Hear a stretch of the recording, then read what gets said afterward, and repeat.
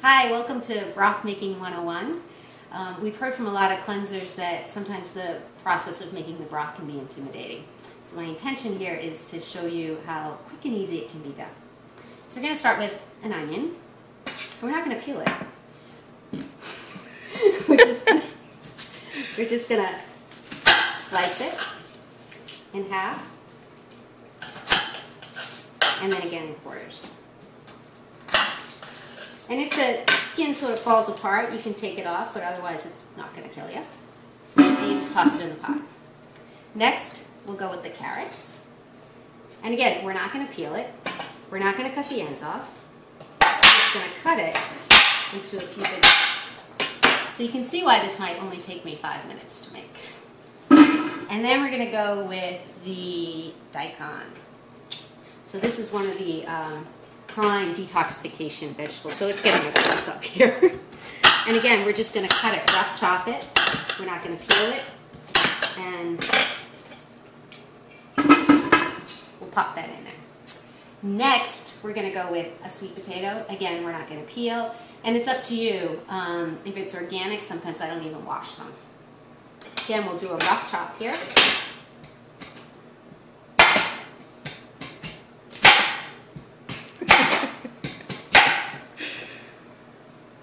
Ooh, don't do that. Charlotte's using my knives. Hi, Lisa here. And that's why it's so difficult. These because are not my tools. Yes. and some parsnips. And again, we're not going to peel them. So those are parsnips. These are parsnips. Some people don't know what they are. Okay, yes. So these are the parsnips. I'm going to get Lisa some knives for her birthday. They're actually excellent knives. They just need to be sharpened. I like using my muscles. So those are the parsnips. And then for the kale, what I like to do is I like to just strip the kale off, and I save this, and I may put that in the broth afterwards. So I just use the stems for this, and then it makes the dumping of the vegetables at the end a little less traumatic. But because the greens do have so much nutrients, I might throw in, one or two. And what I also do is, as I'm making kale recipes, a lot of times I'll strip off the greens and I store these in the freezer, and then when it comes time for making the broth, I just pull them out of the freezer. Next, we have a handful of fresh herbs. So again, this is parsley. We recommend using either parsley or cilantro. And I would use mostly... Serrated, maybe? mostly just the stems. And then I would save the tops of this for another recipe, maybe for tabbouleh or something. And again, you notice my measurements. Just a handful here, and you could go with, if you really like the taste of parsley, you could do a little bit more. If you find it offensive, you could do a little bit less. And we'll save that for later. And then we have the celery, and you'll notice this celery, this is the inside of the stalk, which again, you use the outsides of the stalk for your maybe almond butter and celery snack. And then this, and I'm even going to use these ends as well. And the leaves have a really nice extra celery-ish flavor. And then we have seaweed. So this is kombu. And if you're just beginning making broth, you might even want to just go with 1 or 2 pieces, because the flavor can be overpowering. And that you just toss in as it is. And then we have the cabbage. And so Lisa has chosen red cabbage because she likes the color. And what I'll usually do with the cabbage, again, is I'll take the outer leaves. I use these in the cabbage. I use these in the broth. And then this I'm going to save to make a coleslaw, or I might ferment it to make a sauerkraut. And then I put the corn as well. So again, a lot of the stuff that I use in the broth is stuff that you might end up just, tossing anyways, or not using in your food preparation.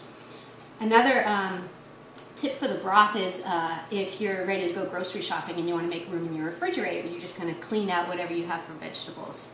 And then we have ginger, and I don't peel it when I'm using it for broth. And again, just cut it. We're using about 2 inches worth, and you would use your judgment. If you really like ginger and in the cold weather, you might want to go a little bit more ginger because it's very warming. Ginger's really good for your digestion, so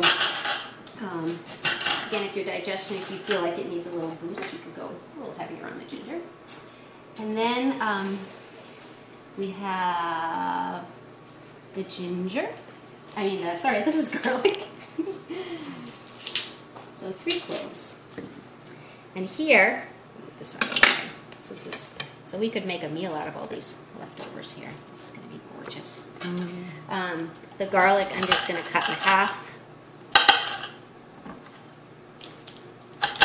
Again, you notice I didn't peel it.